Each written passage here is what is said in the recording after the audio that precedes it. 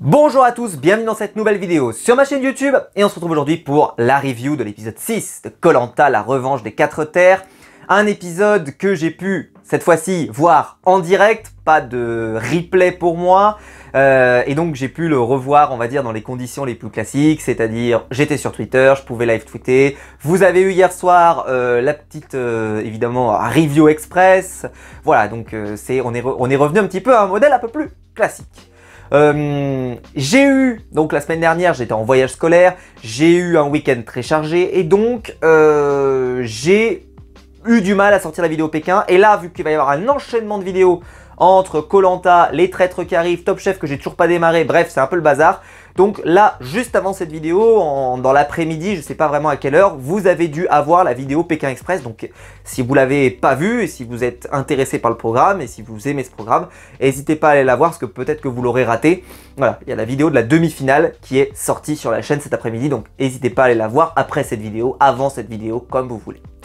Si la vidéo vous plaît évidemment, comme d'habitude, vous pouvez la liker, vous pouvez vous abonner, vous pouvez la partager sur les réseaux sociaux. On est, au moment où je parle, en train de frôler les 21 000 abonnés, donc si vous n'êtes pas encore abonné, n'hésitez pas, hein, c'est ce qui soutient le plus la chaîne, c'est ce qui permet de faire découvrir la chaîne au plus grand nombre. N'hésitez pas à la partager, n'hésitez pas, voilà, le nombre fait le nombre. YouTube va la mettre plus en avant, il va se dire cet homme est incroyable, qu'est-ce qui se passe? C'est quoi cette chaîne?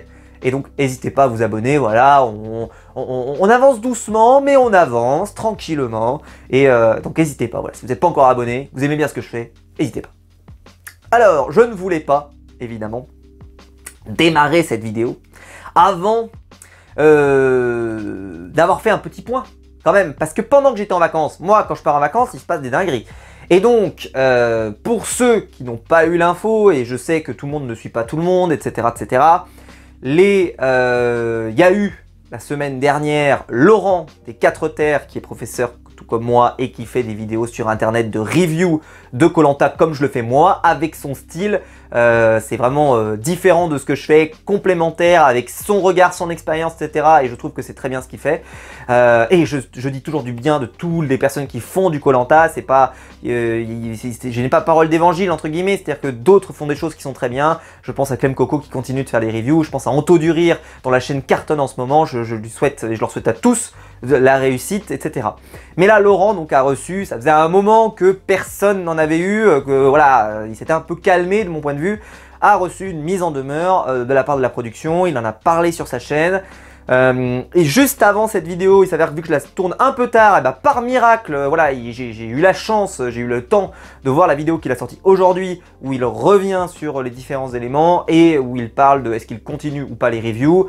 J'espère qu'il ne m'en voudra pas de spoiler, mais en tout cas, il va continuer, il veut continuer, même si il a une lassitude, il l'a reconnu, mais en tout cas, il a envie de continuer et à partager sur le programme parce que il aime toujours dans ce programme et surtout, il aime bien cette saison sur le papier. En tout cas, il aime bien certains candidats, il a envie de continuer d'en parler, de faire vivre le programme.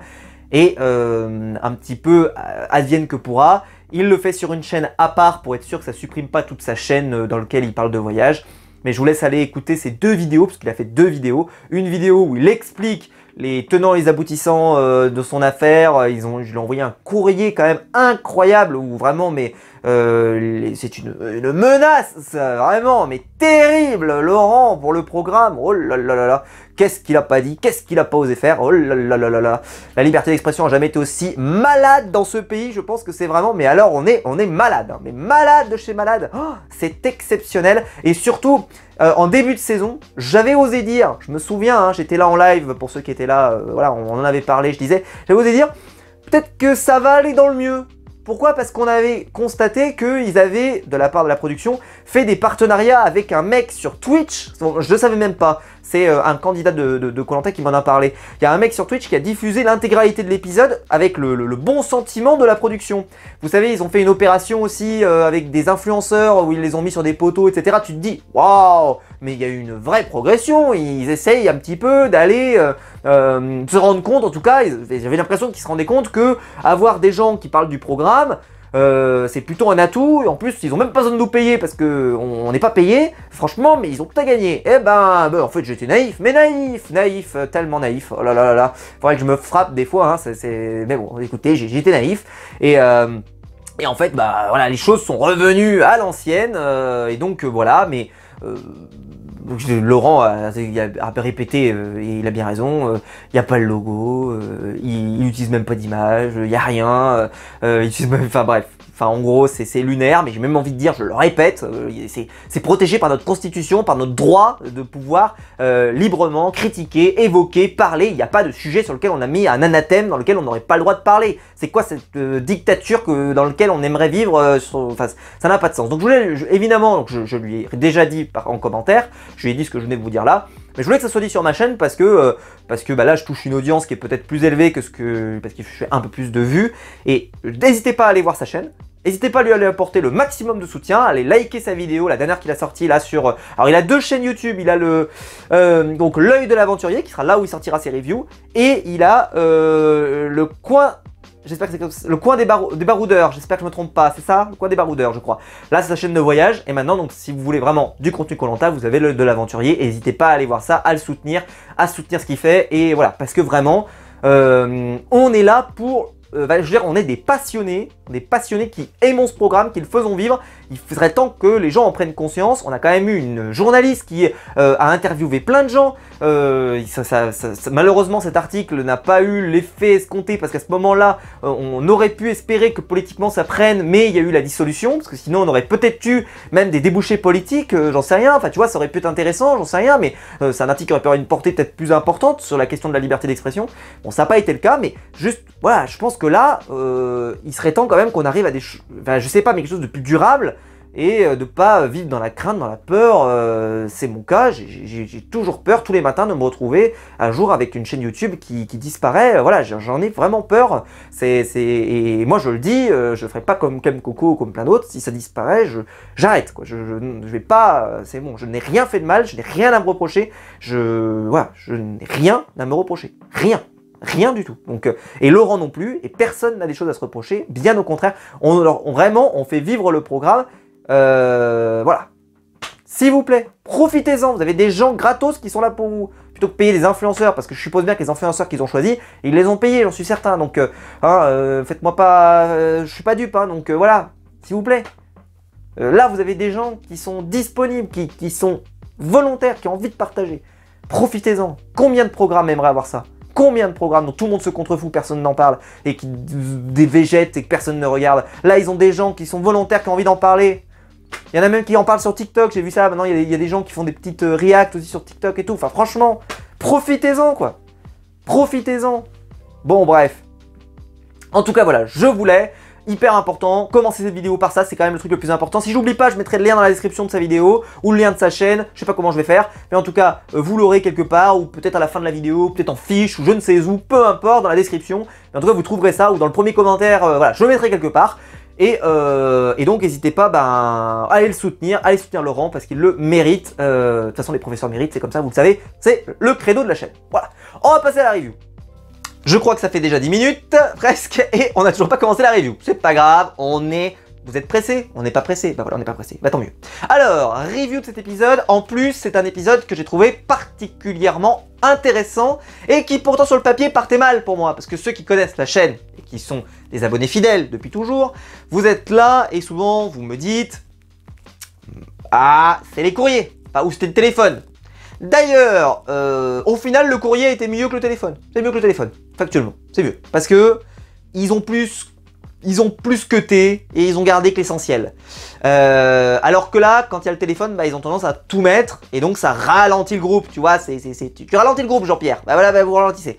Là, c'était quand même mieux, donc moi j'ai préféré à la limite par rapport au coup de téléphone que je trouve un peu longuet. Je préfère le courrier, bizarrement, parce qu'en plus là il y avait 9 courriers, donc je me suis dit on va en prendre pour une plombe. Mais au final, ça va, c'était correct, je trouve qu'en termes de rythme c'était pas trop mal. Mais donc sur le papier, c'est pas un épisode qui normalement doit m'emballer. Et finalement, c'est peut-être un des meilleurs épisodes de la saison parce que bah, la fin d'épisode a été plutôt intéressante, rageante. Je vais être un peu critique parce que je comprends pas totalement les choix de certains aventuriers et même des choses que je pensais que c'était pas vrai. Donc quand j'ai vu Denis le présenter, bah, il s'avère que j'ai rattrapé l'épisode en replay suffisamment récemment, donc l'épisode est très frais dans ma tête et donc il y a des choses qui étaient dites dans l'épisode précédent et qui là d'un coup on fait mais what? Donc j'ai pas compris. Bref, vous allez comprendre quand on y arrivera à la fin de l'épisode. Mais bon, on va dérouler la review comme d'habitude. Voilà, donc on va rentrer dans le détail. Alors déjà, commençons par l'après-conseil. L'après-conseil, c'est Naïs qui donc a vu qu'elle avait des votes contre elle et elle nous dit très clairement qu'elle n'a pas envie de faire les choses pour les gens. Elle n'a pas envie de s'activer sur le camp. Les épreuves, elle sait son truc, mais sur le camp, elle n'a pas envie. Elle veut pas et c'est une tête de cochon et elle en a rien à faire. Bon. Elle, vraiment, mais elle nous le dit comme ça. Mais tu sens pas que c'est pas méchant. C'est juste, elle dit, je sais pas ce que je veux faire, c'est pas mon aventure, j'en ai rien à faire.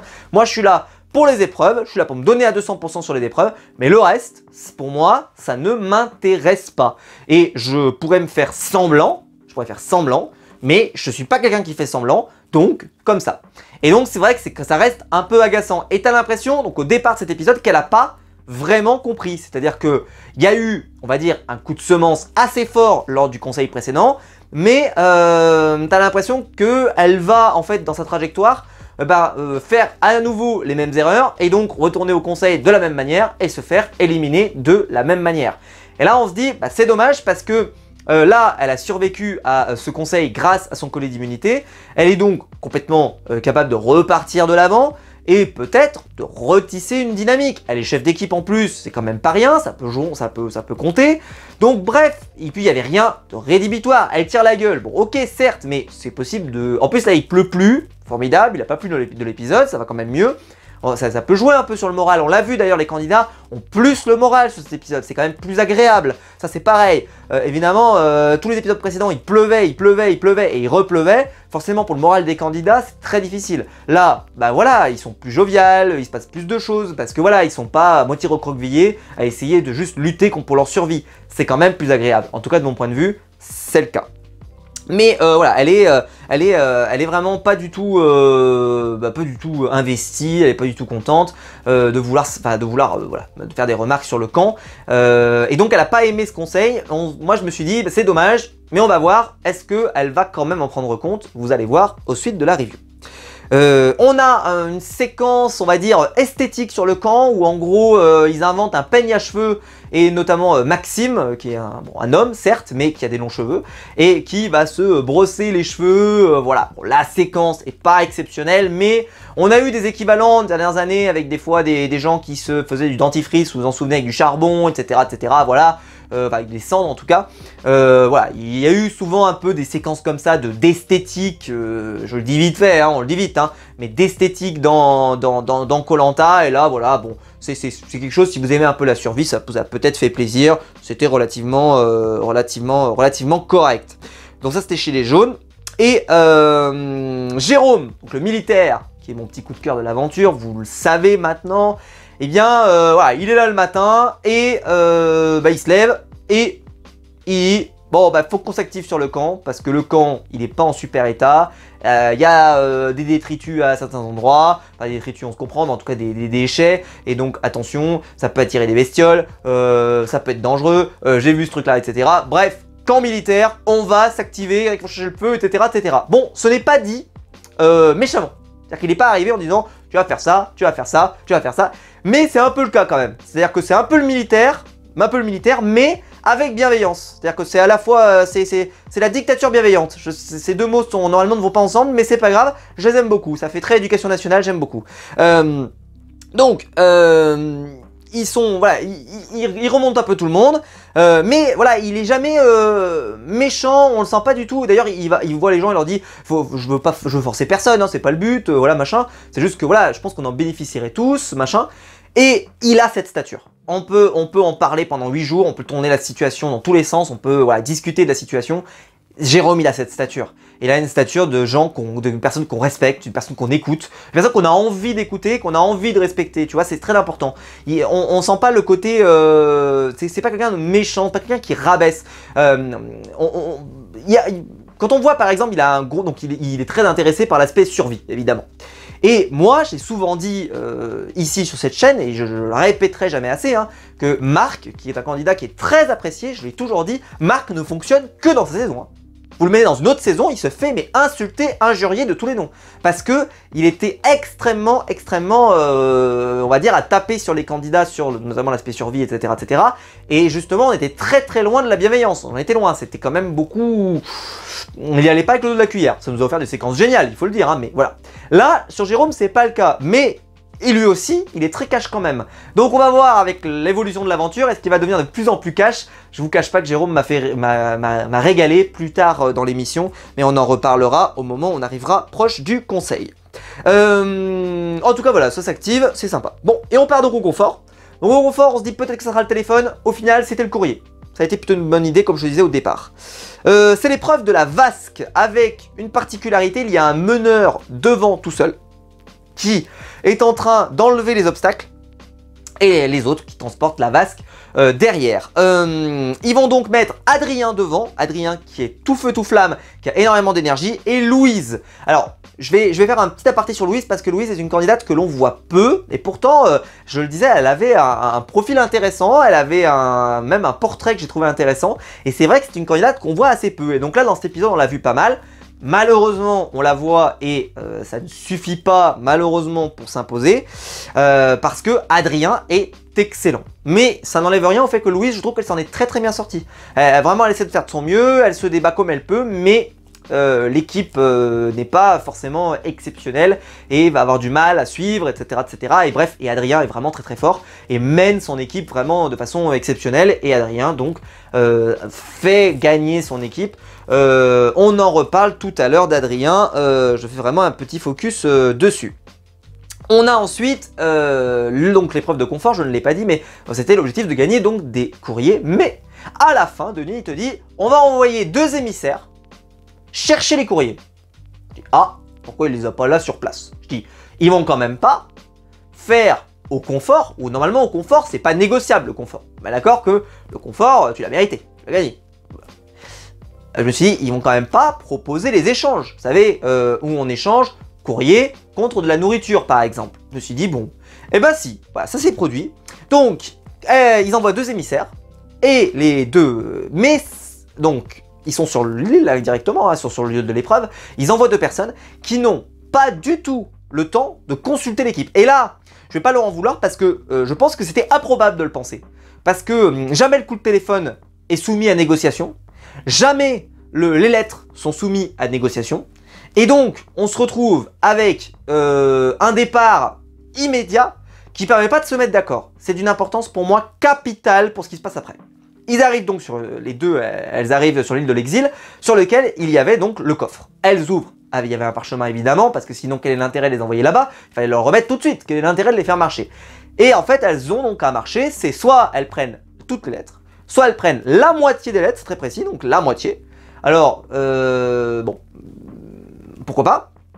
Donc la moitié des lettres, et sinon, et la moitié des lettres, plus il y avait des fruits.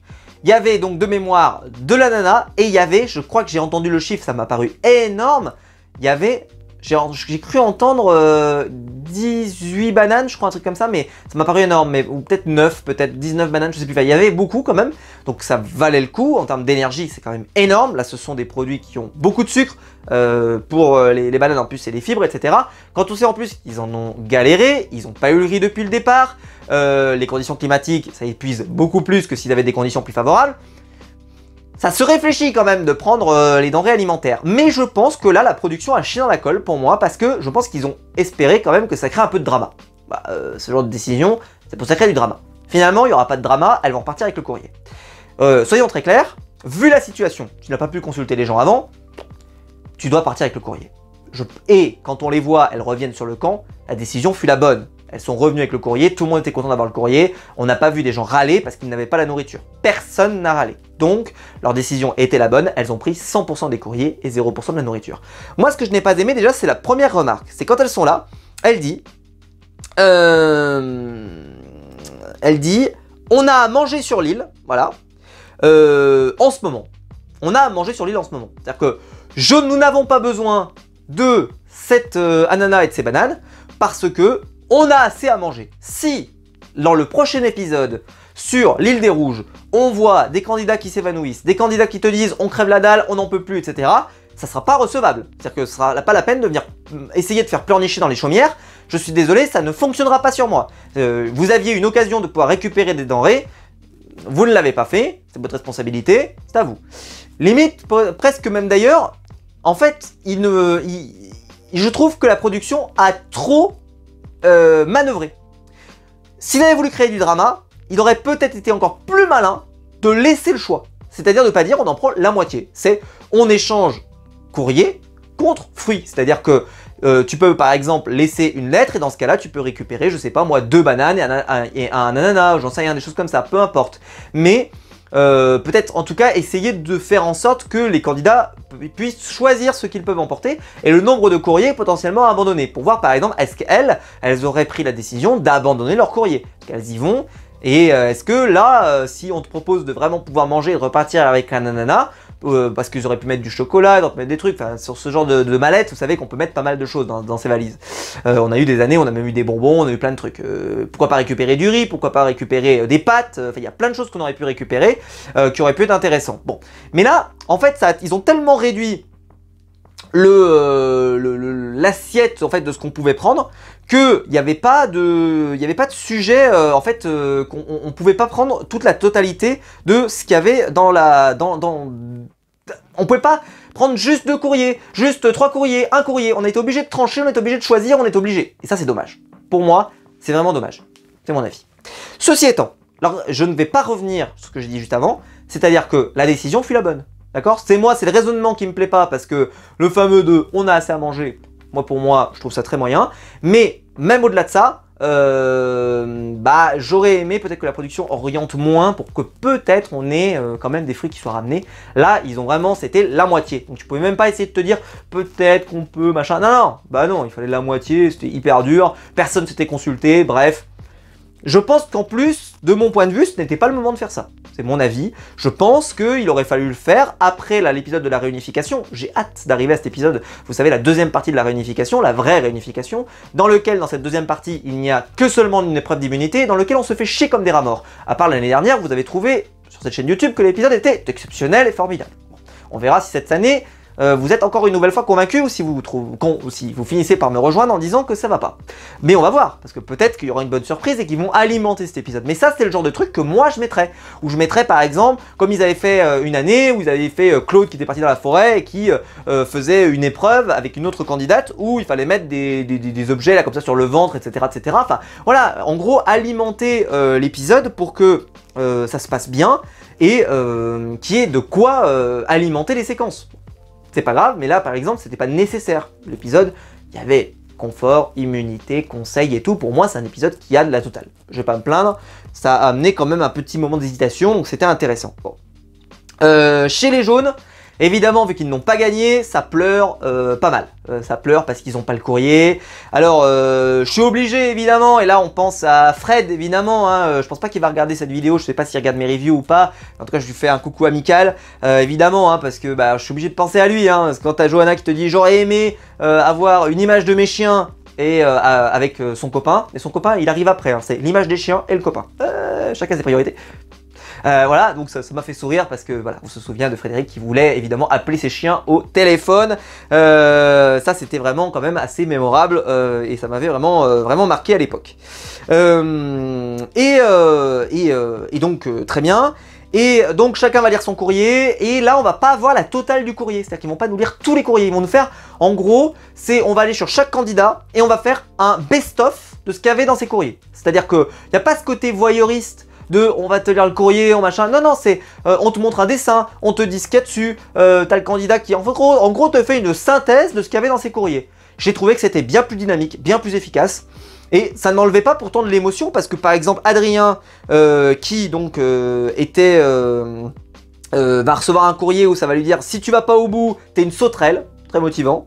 On apprend que sa maman, alors qu'il est parti, a un cancer assez grave de ce qu'on comprend et que il est parti pour réaliser son rêve mais que donc il est quand même un peu inquiet et que voilà, et ça serait quand même terrible évidemment qu'il y ait une évolution négative et qu'il soit obligé de quitter l'aventure. Je ne lui souhaite pas évidemment, surtout quand on sait ce qui est arrivé à Bertrand Camel, voilà, ça ferait quand même un peu un parallélisme qui serait assez terrifiant.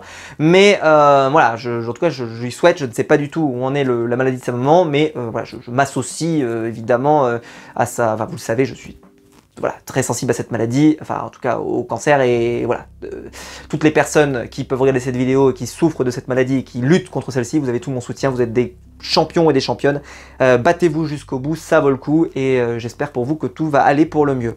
Bref, donc ça forcément ça m'a touché, voilà, malgré tout, et Adrien je l'aimais déjà beaucoup, donc je l'aime encore plus, sachez-le, je l'ai défendu et je vais encore le défendre dans cet épisode, sachez-le.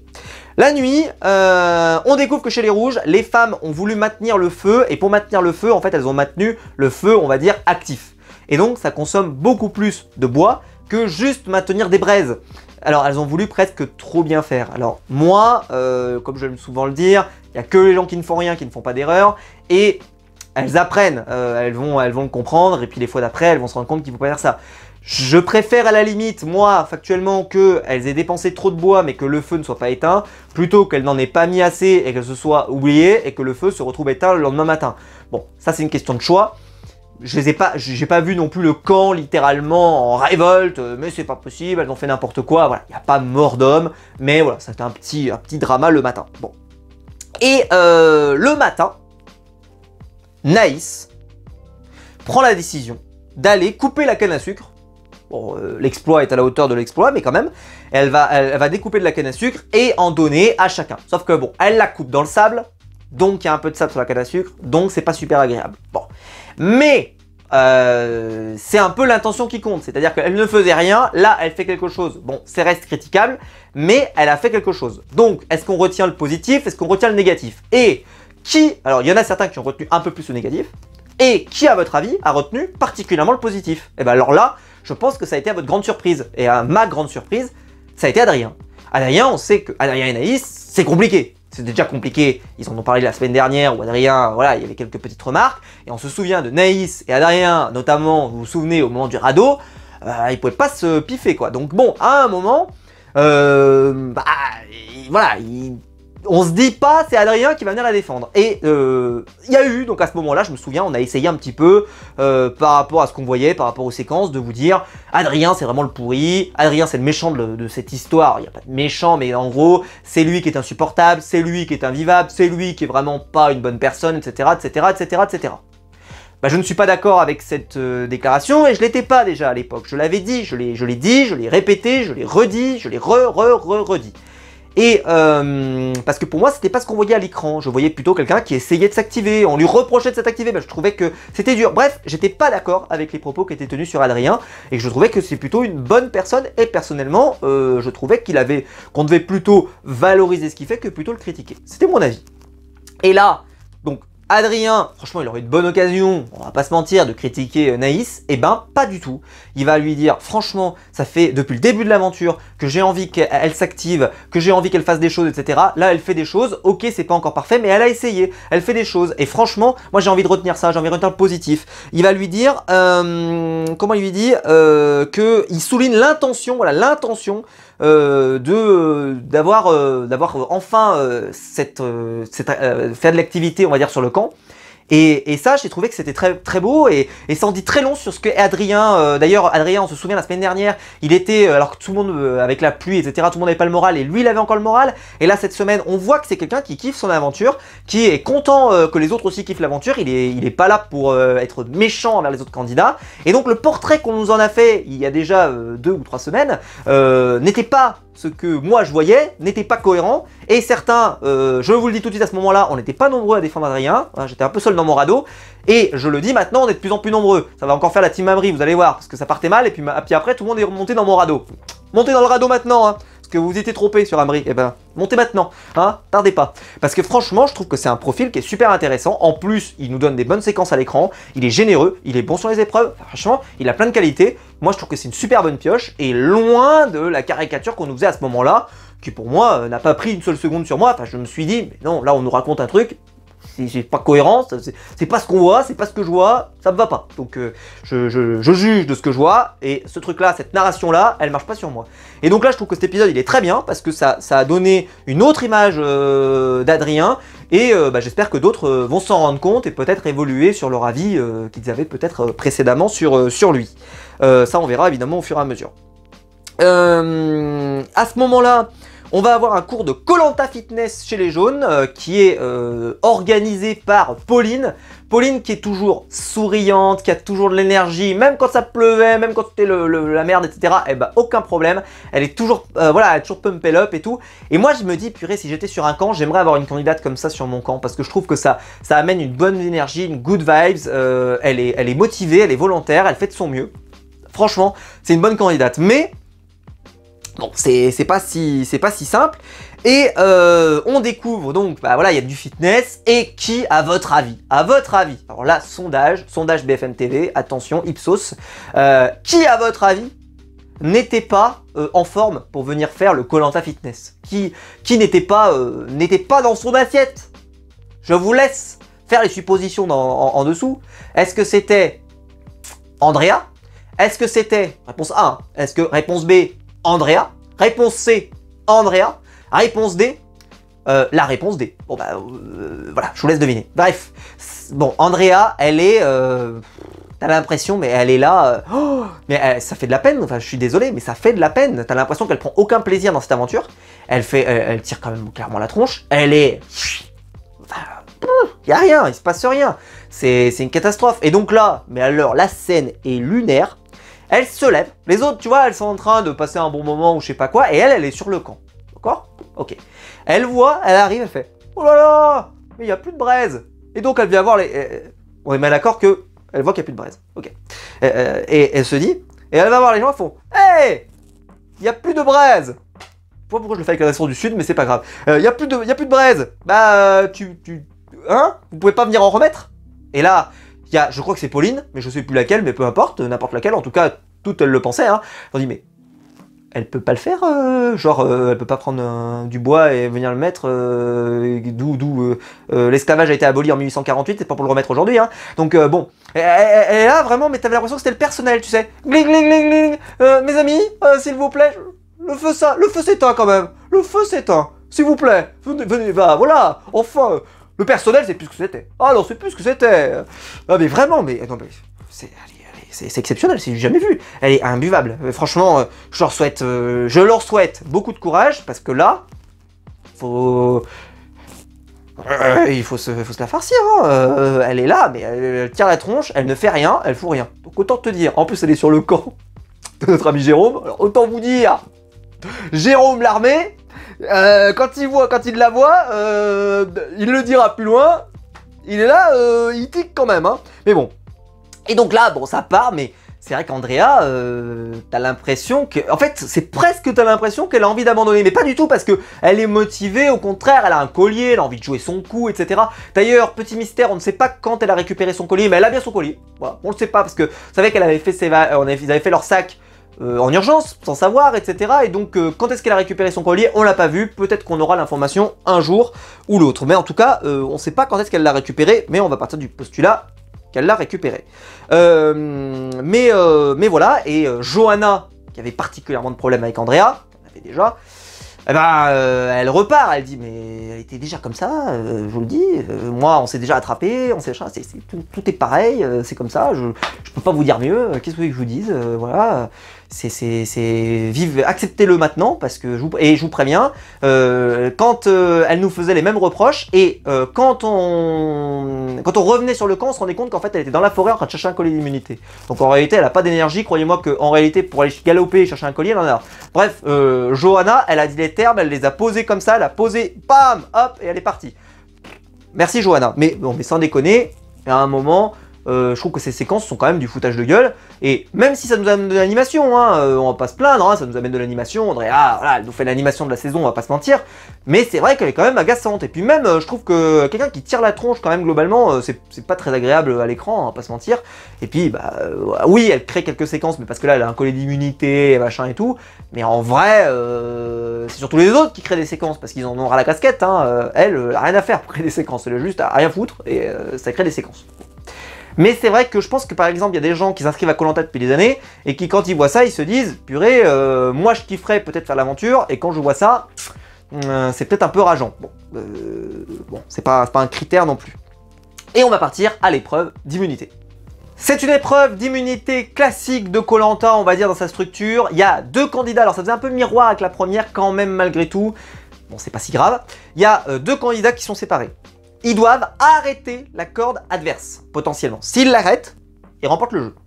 Parce que les autres finiront par dépasser. En tout cas, c'est celui qui atteindra la ligne. Sinon, ils peuvent aussi, l'équipe qui transporte quelque chose, par exemple, et qui donc traîne la corde, peut arriver à la ligne d'arrivée. Dans ce cas-là, ils remportent la victoire. Bon, c'est, on va pas se mentir, assez intéressant comme épreuve, parce que ça amène qu'il y a 2 enjeux en même temps.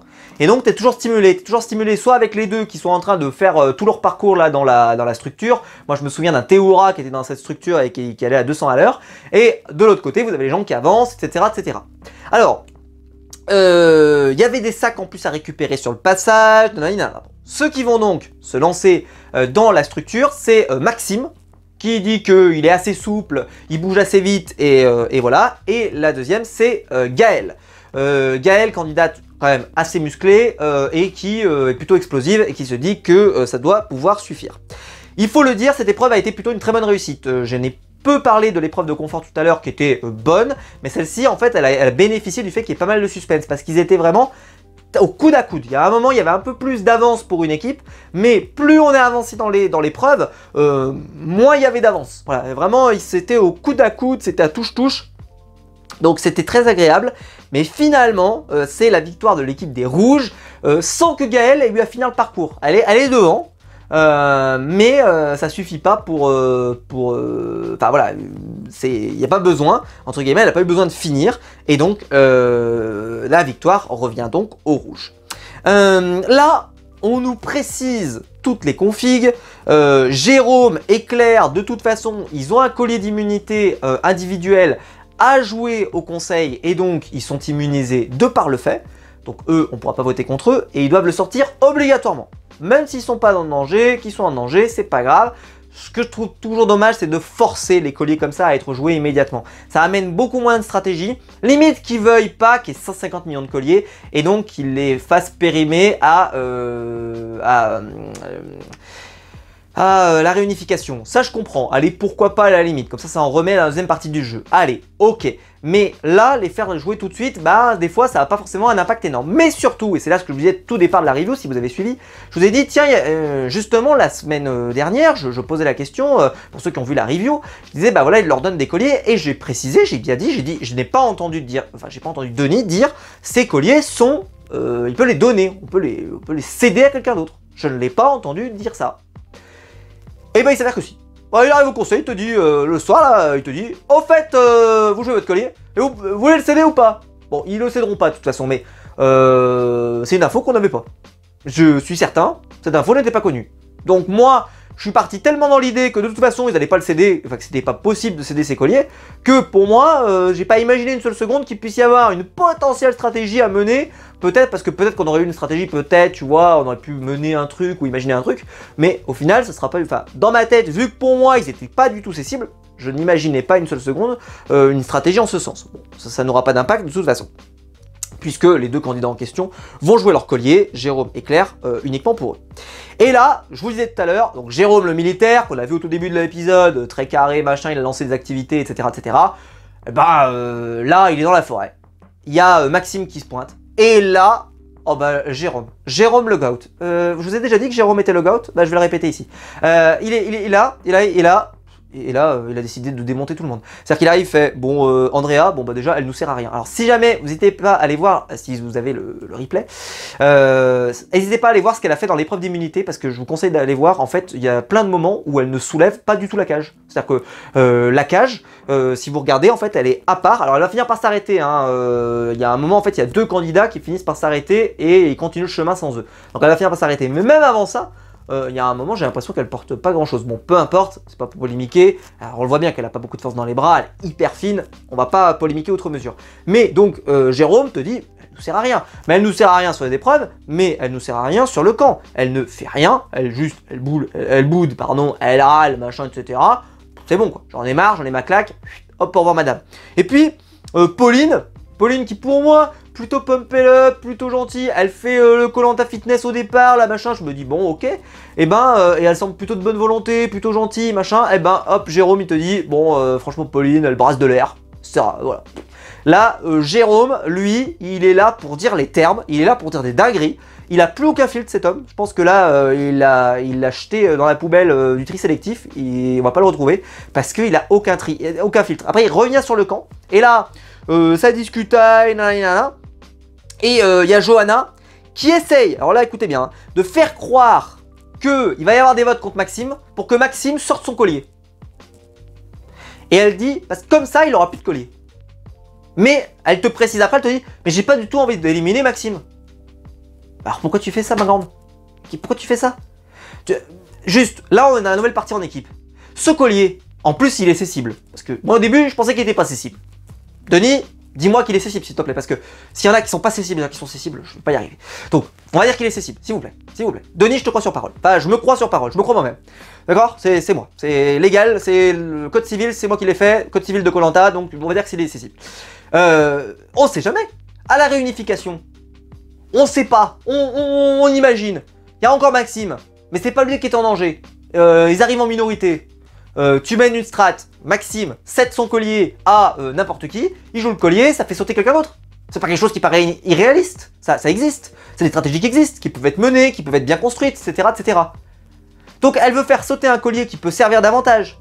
Mais à la limite, elle voudrait faire sauter le collier parce que par exemple, vous allez me dire, la semaine dernière, le sujet avec Naïs, c'était aussi de faire sauter son collier. Oui, mais sauf que Naïs, ils veulent vraiment l'éliminer. C'est pas pareil, c'est pas pareil. Là, elle veut même pas éliminer Maxime. Et elle te le dit, elle nous le dit même à nous. C'est pas genre elle ment. Non, non, elle te dit à tout le monde, elle te dit, j'ai pas du tout envie de nommer Maxime, mais en fait, j'ai envie de lui faire croire, machin. Donc, et pourquoi?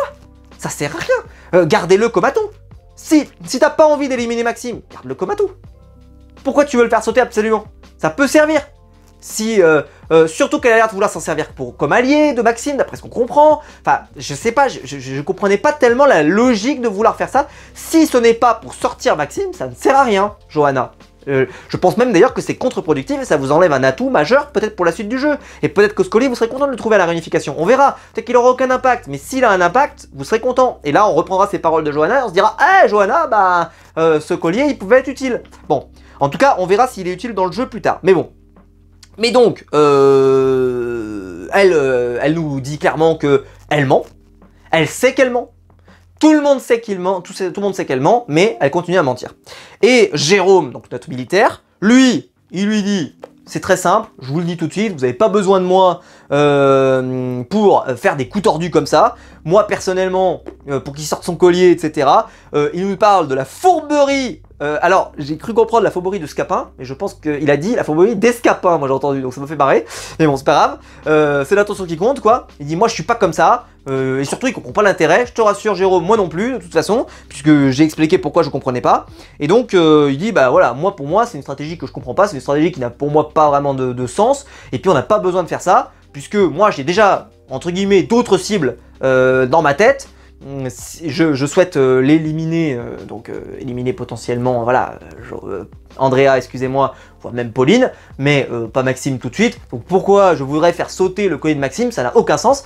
Johanna, comme je vous l'ai dit, elle veut même pas l'éliminer non plus, donc bref, ça n'a aucun sens. Donc Jérôme, n'ayant aucun filtre, bah, il lui dit clairement, il lui dit, je suis désolé, mais ce que tu me proposes. Et alors là, c'est vrai que ça inquiète. On va pas se mentir, c'est l'inquiétude. L'inquiétude qui se réserve. Jérôme, il va partir à la première strat venue, hein, voilà, hein, la cigale et la fourmi, hein, voilà, il va, Ça va faire mal. Ah, ça va faire très très mal. Donc préparez votre deuil, hein. Psychologiquement, dites-vous qu'il va pas au bout. Hein, parce que faut se préparer. Moi, c'est vraiment mon candidat préféré de la saison, mais je me prépare. Il va se faire désosser, manger cru, mais vraiment, mais en morceaux. Genre, même pas en morceaux d'ailleurs, hein, ils vont le manger en entier, avec les os et tout ce qui s'ensuit. Hein. Ça va être terrible. Mais bon. Et il te dit en plus, toujours avec énormément de franchise, moi, c'est simple, je suis pour un nivellement par le haut. Après le reste, je m'en cogne. C'est son expression, hein, c'est pas la mienne. Hein. Après le reste, je m'en cogne. Le GOAT, voilà. Moi j'aime beaucoup Jérôme. C'est pas, je sais qu'il y a des gens par exemple qui sont peut-être moins intéressés par ce type de profil parce que il y a des gens qui préfèrent la strat, etc. Mais c'est pas, mais je trouve qu'il a de la personnalité, il a quelque chose, il dégage quelque chose. Vous savez que je suis très sensible à ce genre de truc, au fait d'être quand même assez divertissant, d'avoir du charisme, etc., etc. Et je trouve que Jérôme n'en manque pas. C'est vraiment une vraie révélation de cette saison et je l'adore. Donc j'espère qu'il ne va pas se faire avoir trop vite. Andrea. Donc, qui a, comme vous le savez, je vous le dis tout à l'heure, récupéré son collier d'immunité. Bon, eh bien, elle nous dit « J'ai été futée ».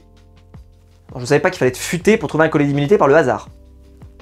Bon, je l'ai trouvé. Et je veux éliminer quelqu'un qui ne s'y attend pas. Bon, ça, c'est tout à son honneur de vouloir absolument que à la télévision, on ait un blindside et « Waouh, qu'est-ce qui se passe ?» J'ai envie de dire, elle vit pour les caméras, entre guillemets, mais bon, pourquoi pas. Mais limite, on se dit... Comme ça, elle veut éliminer quelqu'un qui s'y attend pas. Bah, il y a une logique. Elle va éliminer Johanna. On sait très bien que Andrea et Johanna, excusez-moi, elles peuvent pas se blairer. Elles peuvent pas se voir. Frédéric a essayé de les rabibocher, elles peuvent pas s'encadrer. Là, Andrea, excusez-moi, a la possibilité d'éliminer Johanna dans le plus grand des calmes. En plus, elle a déjà un vote contre elle.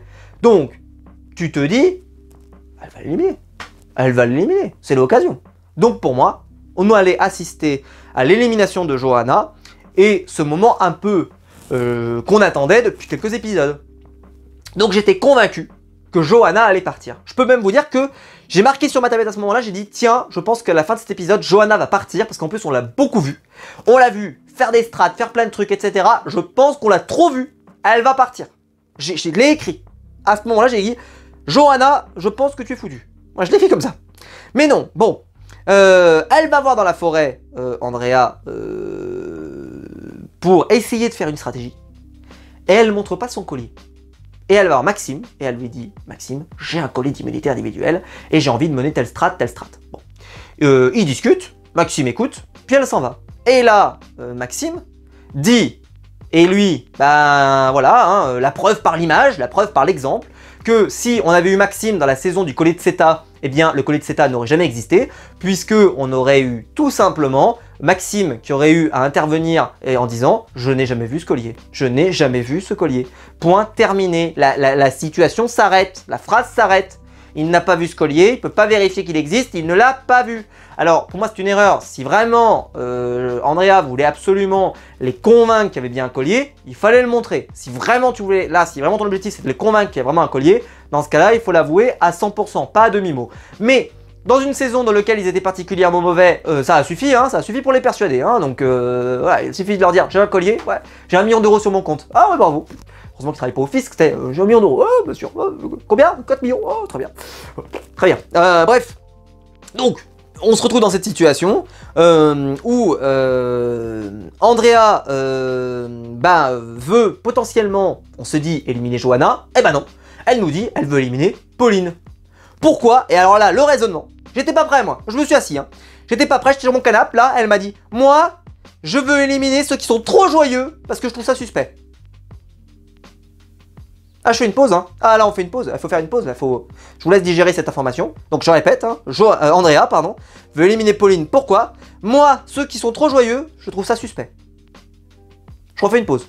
Eh, faut le digérer, ce truc-là. Hein. C'est un gratin dauphinois, ce truc-là. Faut vraiment le digérer, hein. Ouais, d'accord. C'est vrai que... alors là, ce risque-là, Andrea... le côté joyeux, c'est vrai que ça risque pas. C'est pas Supra le truc comme ça là. Donc effectivement, elle est pas suspecte. Ça, il faut reconnaître que non. Alors que bon, je sais pas. Mais bon, je vois pas en quoi. En plus, je trouve ça suspect. Alors c'est parce qu'elle essaie de bien passer avec tout le monde, c'est ça.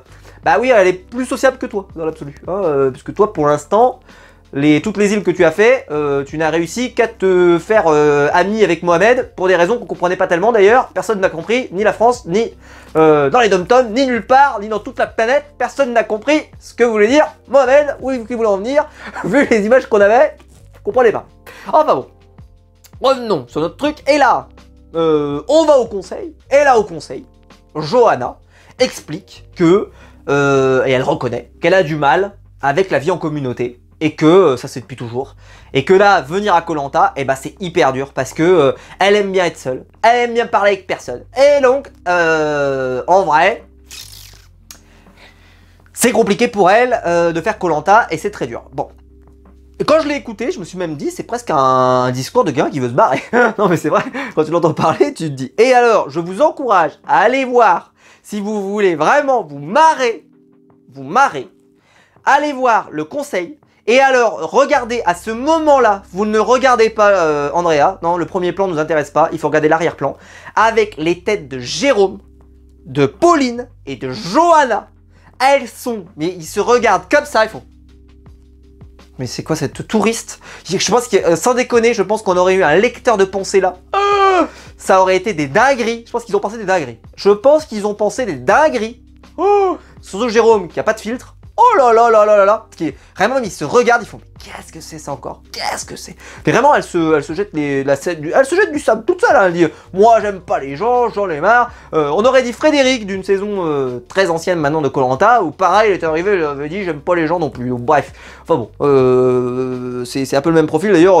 Frédéric a pas duré aussi longtemps, mais parce qu'elle n'a pas trouvé un collier d'immunité. Peu importe. Et donc, bah, Jérôme, il entend ça. Et là, bah, il peut pas s'en empêcher, il dit, bah, Johanna, bah, elle propose rien, elle fait la tête, Andrea, Andrea, elle propose rien, elle fait la tête, bref, il lui dit c'est quatre vérités, il se cache pas, hein, il s'est pas caché, il s'est pas planqué, il s'était déjà pas planqué avant, là il se planque pas non plus, hein. Donc il lui dit tout, mais il a un collier d'immunité le pauvre, voilà, donc tranquille, ne t'inquiète pas, elle ne va pas te faire de mal, heureusement, mais méfions-nous quand même lors d'épisodes suivants. Bon, Johanna et l'autre Jérôme ont déjà un vote contre eux, voilà, parce qu'il y a deux Jérôme. Et là, je me suis dit, tiens, comment on fait pour savoir quand on vote? Parce qu'ils ont renommé personne, il n'y a pas un GG ou un, je sais pas moi, un Géro ou un, je sais pas, n'importe quoi, un Gigi, Jérôme, donc il y a le Jérôme catalan. Et il y a l'autre Jérôme, je sais plus comment ils l'ont appelé, bon peu importe.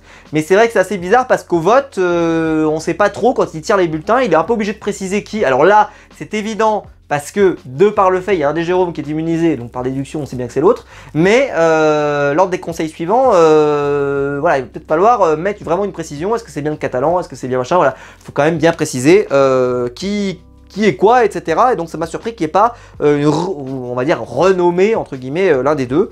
Voilà. En général, j'ai envie de dire, sinon, pourquoi pas pour Jérôme le militaire. Bon, peu importe. Donc Jérôme et Claire, ils jouent le collier, mais pour eux. Et à ce moment-là, Andrea joue le sien, et avec une forme de jubilation, on voit qu'elle jubile, elle est vraiment contente de le sortir. Elle va avoir 8 votes contre elle. Jérôme, 1 vote. Johanna, 1 vote, donc c'est les votes pour ces deux-là qui ont été obtenus lors de l'épreuve qui leur donnait un vote de plus. Et Andrea, elle a voté Pauline.